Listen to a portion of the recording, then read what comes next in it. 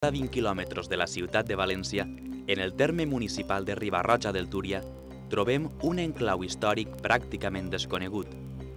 Fa algunes dècades, uns agricultors, quan procedien a transformar uns terrenys en camps de cultiu, trobaren resialles de lo que pareixia ser una antiga edificació. Resulta ser un jaciment únic en les construccions visigòtiques peninsulars, la vila nobiliària del Pla de Nadal.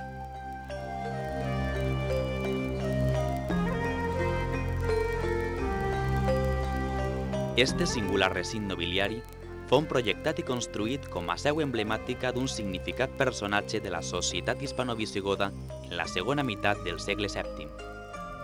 Per lo manco, tenia un pis superior, que en les cobertes de fusta i les teules alcançaria uns 12 metres d'altura.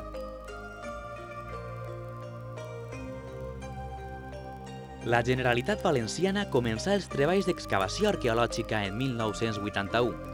Lo primer que aflorà fon l'ala oest, destacant una primera imposta i el primer inici d'un arc en un capitell corinti i un fust caiguts sobre l'imposta. Durant la primavera de 1983 començaren a aguaitar estructures a l'est que fan pensar en una possible configuració simètrica de l'edifici. Una volta descoberts els dos pòrtics i atris, les següents campanyes es centren en l'unió dels diferents espais i es manifesta la nau central. Esta estructura, unida a l'aparició de numeroses creus pataes cristianes, pareixia indicar que la planura amagava una capella visigòtica. Però les últimes campanyes, entre 1988 i 1989, revelen la realitat de l'edifici. La construcció presenta cambres laterals, un pòrtic principal i cambres axials que projecten l'edifici perfectament cap al sud. Tot evidencia ara que es tracta d'una notable residència d'ús privat. Les investigacions apunten a que l'edifici es va construir precisament en l'inici de la decadència del regne visigot.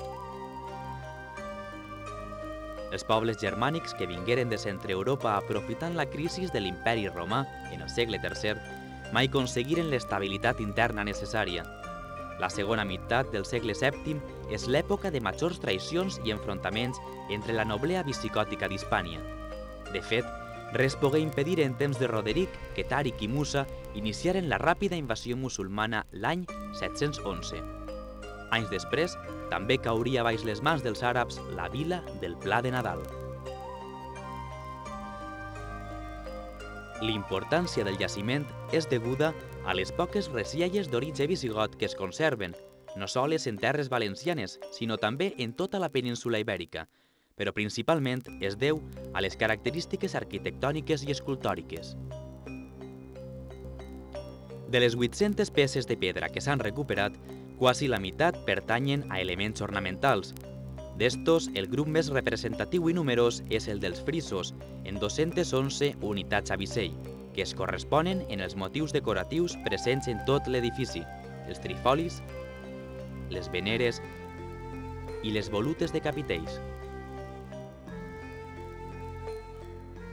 La planta baixa es destinava a l'almagassenatge de gra, vi o oli.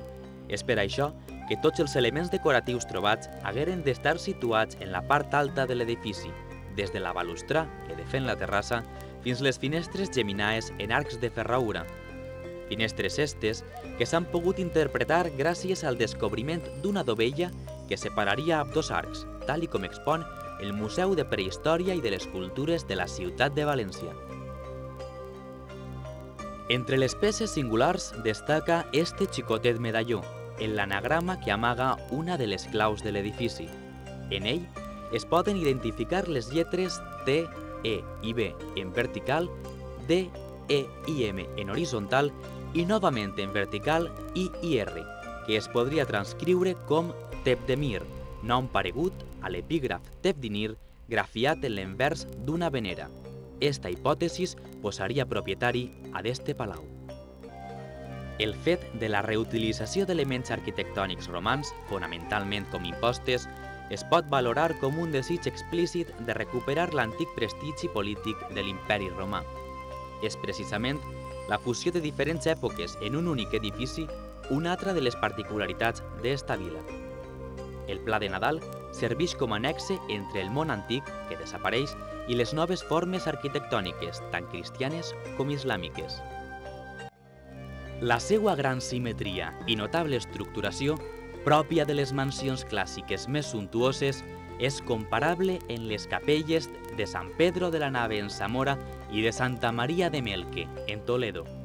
No obstant, el Pla de Nadal apunta unes dimensions molt majors que les de les citaes, ja que la part descoberta fins ara, vora 150 metres quadrats, ja és més extensa que la d'alguna d'elles. I també pel descobriment de les resialles d'una possible excedra. Esta excedra ens remet al luxós model de residència rústica organitzat al voltant d'un pati central. De confirmar-se este supost, les dimensions del recint podrien multiplicar per 4, inclús la superfície que es conserva. Respecte al moment final del palau, es presumeix un dilatat procés de ruïna i aterrament. En un moment indeterminat, l'edifici s'abandonà i més tard es produí un devastador incendi. Els especialistes relacionen este incendi en l'algara efectuat per l'emir Abderramán I entre els anys 778 i 779, que culminà en la destrucció de la ciutat de València i la seva antiga seu episcopal.